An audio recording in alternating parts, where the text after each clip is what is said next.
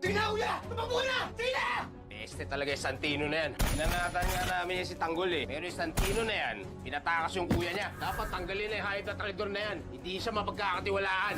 Pumunta mo dito sa kuta natin. Ipapagawa po ba kayo sa akin? Hindi naman, para lang maramdaman mong may karamay. Hindi mo ba dadalawin si Marites? Plano ka nga, dumiretso na doon sa ospital. Mabuti yan, pare. Humingi ka ng tawad sa kanya, pare. Suyuin mo. Saan ba't magiging ayos din ang lahat sa inyo? Pinagtabuyan na naman ng pamilya eh. Ayaw na naman siya makita. O di ba sabi ni Boss Divina, kapag maraming pera ka na, yung mga hindi nagmamahal sa'yo, yung mga di papasi sa'yo, yung mga umaapi sa'yo, sila pa luluhod para mahalin mo sila.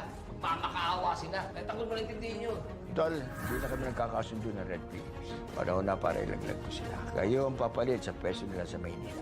Hindi tayo basta-basta pwede magtiwala sa mga yun. Lalo na kay General Pacheco at kay Colonel Suarez. Kapag nagkaipitan, sigurado ako, ilalaglag tayo ng mga yun. Teka, nagka-problema ba kayo, Tanggol?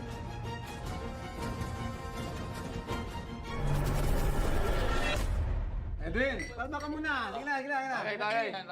Tagay. Oy, kapal din ang mukha mo ha. Ba't ka nandito ha? Oy. Ha? Pinapunta ko dito sa Santino para magkaayos kayong dalawa. Ha? Kung mag-aayos. Dahil sa hayop na to, buhay pa si Tanggol. Dahil sa kuya mo! Matay na ang kapatid ko! Ba't ako sinisisi mo, Edwin? Kung ano man natasuyin ko yung Tanggol, labas na ako doon. Pinigilan ko lang naman kayong guluhin yung burol ni Lolo eh.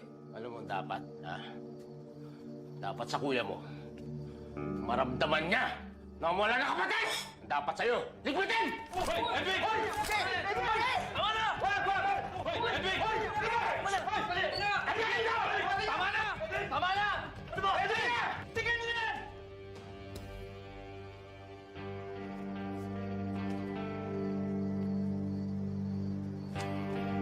Nak, huwag mo nang patulan si Edwin. Ha? Ayoko nang gulo sa pamilya natin. Mang Lucio, akala ko po ba kaya pinapunta niyo ako dito? Para damayan niyo po ako. Nakikiramay kami sa'yo, Santino. Totoo. Nasasaktan ako para sa'yo. Pero hindi ko gusto yung pagtrato mo kay Edwin eh. Kapatid mo siya, Nak. Ganyan bang pagtrato mo sa kapatid mo? Ado sila? Oo. Dapat lang.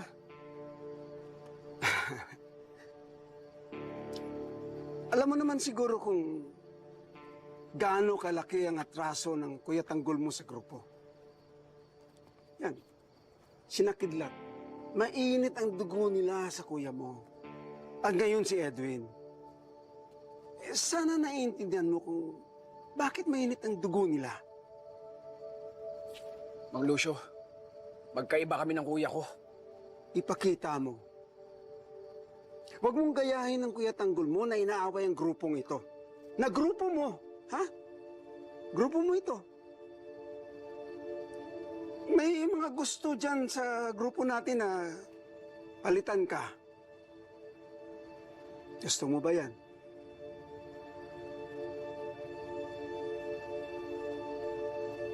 Nak, kung wala kami, sino ang makikinig sa'yo? Sino mag-iintindi sa'yo? Kaya kung ako sa'yo, pag-isip-isipan mo ang mga kinikilos mo.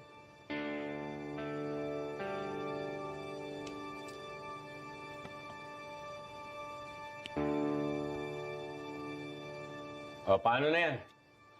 Yung away ni Edwin at Santino, lamat sa grupo natin yan. Kung susundin natin yung plano ni Edwin, tingin nyo, tama ba na tanggalin natin si Santino sa grupo? Dapat lang. Hindi naman maaasahan yung bata na yun eh. Pinagdadaanan lang yung tao, kayo naman. Pero huwag natin kalimutan na malaki pa rin ang parte niya sa grupong to. Tama si Kidlat. Mapapakinabangan natin si Santino. Magagamit natin siya laban kay Tanggol. Huwag natin siyang tanggalin sa grupo.